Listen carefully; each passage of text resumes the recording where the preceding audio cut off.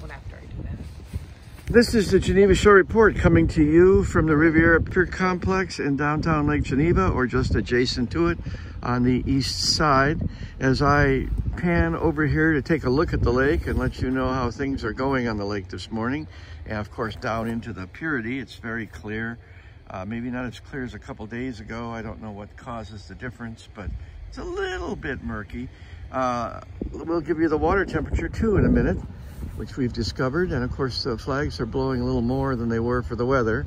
But everything, it's pretty beautiful down here. I am here on... It is Thursday morning, November 14th, 2019. I'm Lisa Otto. Jen Lepkowski. And George Belushi Jr. And the Geneva Shore Report. Good morning. And Jen, what is the water temperature, by the way? It is 43 degrees. Oh, well, that's a lot warmer than the air. A lot warmer than the air. Yeah. So if you're really cold, you just dive in, right? That's what I was thinking. Does it work that way? Probably not. Anyway. Okay, well, we are here. We are here for the Thursday morning news report, and we have quite a bit in the news. We had a very eventful working session over at City Hall last night between the Plan Commission and the City Council regarding the Hillmore Concept Plan.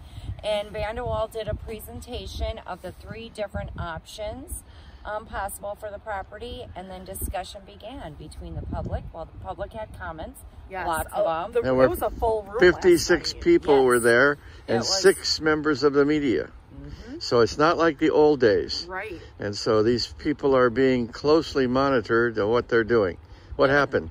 Okay, well, I was going to go with, they should have had it in the downstairs room where they could have had it all. And videoed it. But they didn't. They didn't have it on video. They didn't broadcast it to the public. We put it on video. We shared a lot of videos and have more to share regarding that. We do. But the end result was there was no vote. There was no decision. The voting was on the agenda. They were going to vote to recommend one of the plans. Right. And, you know, due to the fact that the public spoke and basically let City Attorney Dan Draper know that his prior interpretation of the statute not allowing for a vote that he wrote, and he stood up at the meeting and said, I don't care what I wrote. It's legal now, basically is what he said. And that did not fly, either with the public or with the council or the Plan Commission.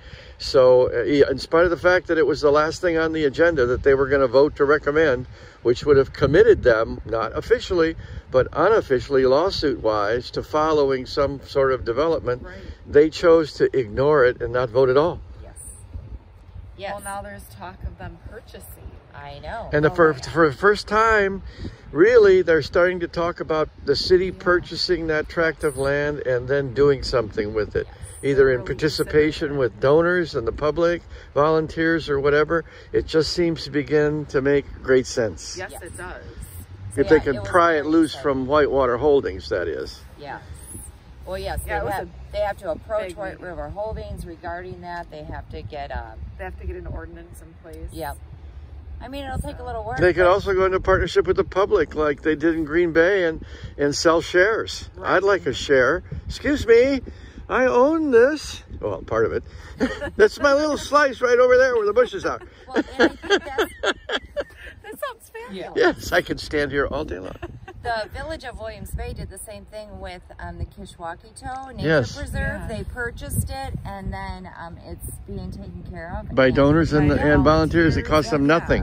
What a great idea. And it's a beautiful area. Well, that this is back on the table is wonderful news.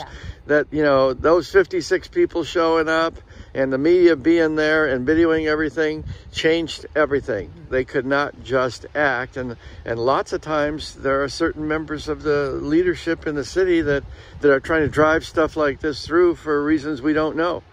Yeah. Yep. So it was a great meeting.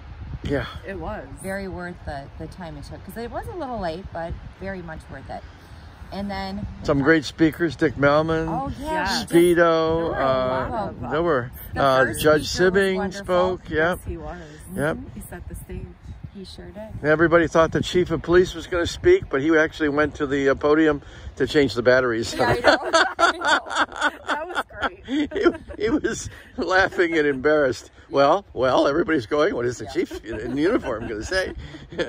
You're all under arrest. All right. Okay, well, So there's the meeting, and then we do have some fun stuff coming up this weekend that we have to mention. We have the holiday open house around downtown Lake Geneva, the holiday window display competition beginning. I'm excited for that. Yeah, magical Christmas. So let's hope there's a bunch of snowmen in the windows. I haven't seen very many yet, but hopefully. They have till the end of the day tomorrow. They do. So. They do. So we have my favorite free parking starts tomorrow. Oh yes, free parking. Oh, that'll be nice not to have to worry about that. Yes, it will be. For a short while. And the whole parking issue will be discussed during this free parking lull that we have going on, because they have a lot of changes maybe coming in the future. But we'll share that when we get closer to it. Okay, other than that, have a great day, and we'll be back later with more weather, road, and news reports. I'm Lisa Otto. Jen Lepkowski. And George Bushy Jr. also want to compliment you two on staying for that whole lengthy meeting to cover it in the middle of the night in the snow. That was wonderful of you. You're welcome. You're welcome. We enjoyed it. Yes, we did. Anyway, that's the rest of the story. All right. Bye.